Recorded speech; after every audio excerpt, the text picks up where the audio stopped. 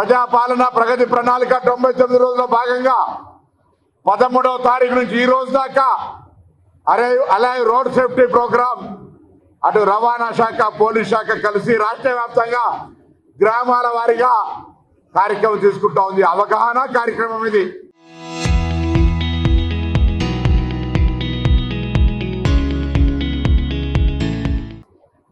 ఎప్పుడు కానీ మనం సామధాన భేద దండ అంటే ఒకటేసారి కానీ మనం ముందు అవగాహన కలిగించకుండా ఇది చేసినట్టయితే మీకు న్యాయం జరుగుతుంది చెప్పకుండా ఇది చేయమని మనం మార్పు చూపెట్టకుండా మనం దండిస్తే ఎంత తప్పో అందుకే ఇలా సామధాన భేద దండ ఆలోచనలో భాగంగా ఈ యొక్క రోడ్డు భద్రత మీద అవగాహన కలిగించే కార్యక్రమం చేస్తూ ఉన్నాం.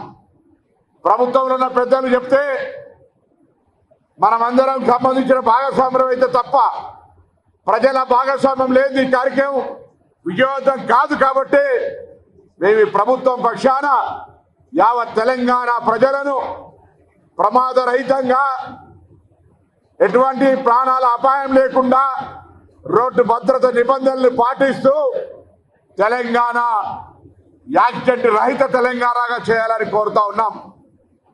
ఇంకొక సహకారం, గతంలో ఎక్కడైనా యాక్సిడెంట్ అయితే రోడ్డు మీద పేషెంట్ కిలకిలా కొట్టుకుంటే కూడా మనం ఆగితే ఎక్కడ సాక్ష్యం చెప్పాల్సి వస్తుందో మనం ఎక్కడ కేసులు పెడుతున్నాం అనే భయం ఉండే.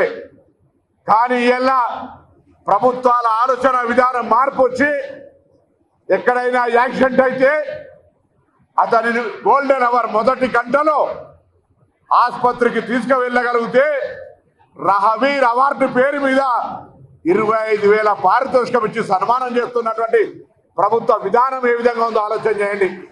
అంటే గతంలో యాక్సిడెంట్ అయితే పోలీస్ కేసుకో సాక్ష్యానికో భయపడి ప్రాణం గిలగిల కొట్టుకుంటే కూడా చూస్తూ వెళ్ళిపోయే వాళ్ళు మధ్యలో వీడియోలు తీసి సోషల్ మీడియాలో పెట్టి ఆనందం పొందేటోళ్ళు ఇలా ప్రభుత్వం కోరుతా ఉంది.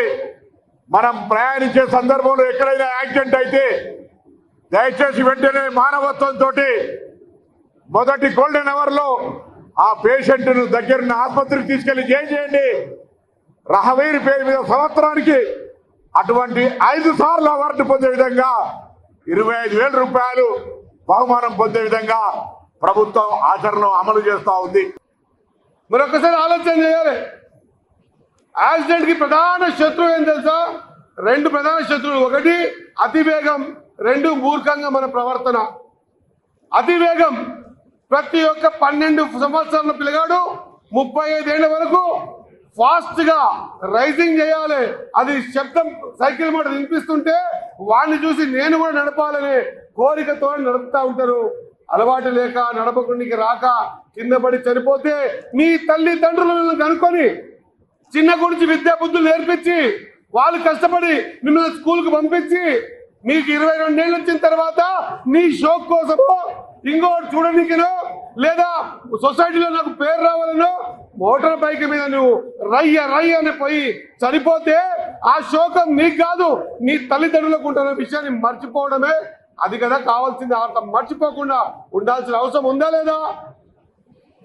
చనిపోతావు, సరే చనిపోయినావు, చనిపోతే బానే ఉంది, బాధపడతాం, ఏడుస్తాం. అప్పుడు అనుకుంటారు తల్లిదండ్రులు కూడా మేము పిల్లగానికి బైక్ ఇప్పించేది లేకుండే ఆ బైక్ 4.5 లక్షల రూపాయలు వాడు ఇంటర్మీడియట్ పాస్ అయితే ఇప్పించినాం, డిగ్రీ పాస్ అయితే ఇప్పిస్తామన్నాం, లేదా నేను ఎంసెట్ లో ర్యాంక్ కొట్టుకుంటూ ఇప్పిస్తామన్నాం. ఇప్పించే ముందల బండికి ఆ బండి మీద స్టిక్కరు, ఆ పిల్లగానికి హెల్మెట్, ఈ విధంగా నడపాలా, నీ మీద మేము ఆధారపడి ఉన్నామని చెప్పే స్థితిగతులు ఉండాలా. యాక్సిడెంట్ జరిగిన తర్వాత చనిపోతే బాధపడతారు, ఆ శోక సముద్రంలో మునిగిపోతారు, తల్లిదండ్రులు పిచ్చోలైపోతారు. లేదు చనిపోకుండా ఏదో బ్రెయిన్ డెడ్ అయిందో, సగం ప్యారల్స్ వచ్చిందో, కాలు చేయ పడిపోయిందో, కాలో చెయ్యో పోయిందో, మరి మీ జీవిత పరిస్థితి ఏంటి? మిమ్మల్ని చదివించి ప్రయోజకులను చేసి మీరు పెద్దగా అయిన తర్వాత మీ మీద ఆధారపడి బతకాలనే తల్లిదండ్రులకు మీరు ఇచ్చే గిఫ్ట్ ఏంది?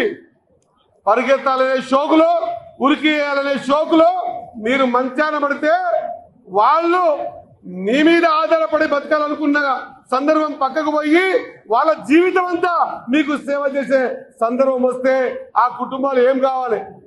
ఆ రోజులలో మిలిటరీలో పోతే పాలు తాగడానికి ఇస్తారనే ఆశకు మిలిటరీలో పోయి అక్కడ ఉన్న ఒక సుబేదార్ ఆయన గుర్తుపట్టి నీకు రోజు పాలిస్తా పరిగెడతావా అంటే పరిగెడతానంటే పాల కోసమే, తాను ఆకలి తీర్చుకునే పాల కోసమే బూట్లు వేసుకొని పరిగెత్తి ప్రపంచ దేశాల్లో భారతదేశ పేరును అగ్రస్థాయి నిలబెట్టినటువంటి మిల్కా సింగ్ లాగా పరిగెత్తండి.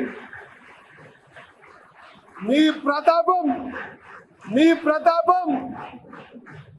ప్రతాపం బూట్లు వేసుకొని మిల్కా సింగ్ లాగా పరిగెత్తే ప్రయత్నం చేయండి.